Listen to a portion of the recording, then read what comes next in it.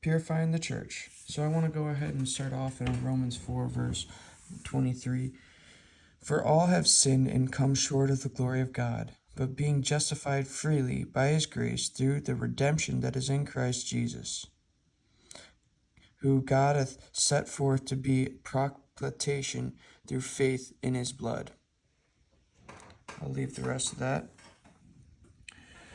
So I'm going to continue on with removal of the immoral believer.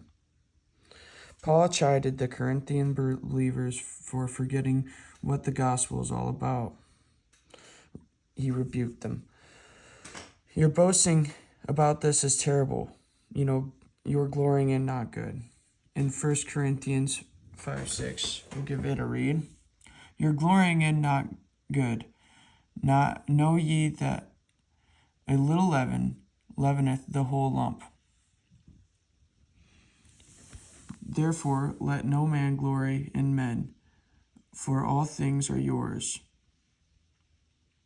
Don't do it in vain. It's just one of those things. Where's the honor in that? That should be a privacy in your life. Using Passover imagery, Paul likened the destructive nature of sin and yeast just as a little yeast can leaven the whole batch of dough. So, I think that the perspective of the church and people outside the church and how they see the church as a general perspective, we're all living according to the Bible, and it could damage the whole view of how somebody might choose the church or not choose the church because of just an action of one who didn't know better. Unchallenged sin can spread throughout a whole church. So if you're spreading your words of, oh yeah, I did this last night, now other people think it's fun. And now other people might do it because they think that, oh, well, if he can do it, I can do it. But really, we're supposed to be maintaining a purity of whole in unity. I know we're Christians, we all fall short, but maybe we just don't talk about it, right? Our lives are our lives. And so I also have Romans 2 verses. This is probably what we're trying to prevent at this point. But we are sure that the judgment of God is according to the truth against them which commit such things. So to hold each other accountable is probably a good thing, to inspire and motivate people to move in a direction that is different than where they're headed, because sin multiplies and also it causes friction. And much more can stem from it. And thinkest thou this, O man, that judgest them which do such things, and doest the same, that thou shouldst escape the judgment of God? So in this perspective, they're talking to the Corinth believers, right? Paul was pure, so he could.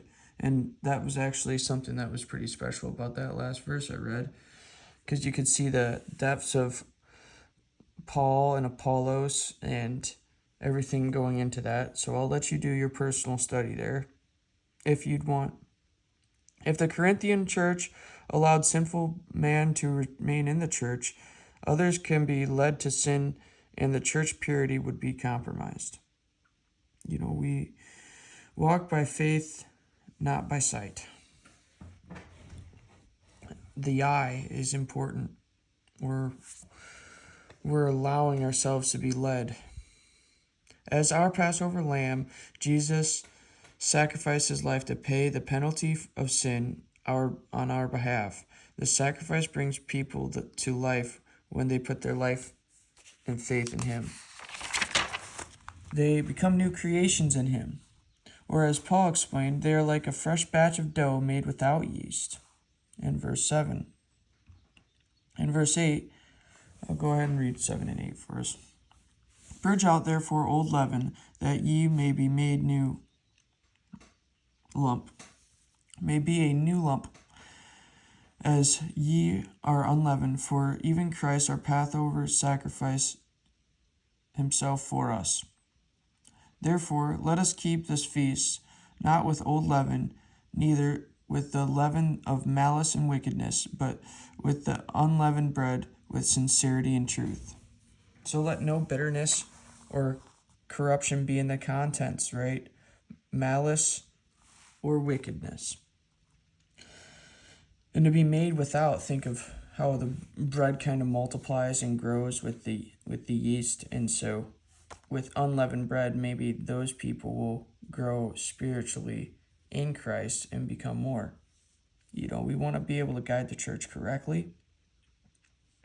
Paul calls believers to continually celebrate the new life with sincerity, pure motives, and truth, pure actions. None of us are sinless, but because of our new life in Jesus, we could sin less. Our growing desire should be to please God in every aspect of our lives. Acknowledge God in all thy ways, and he will guide thy path. So, why do some Christians struggle with the idea of Christian perfection?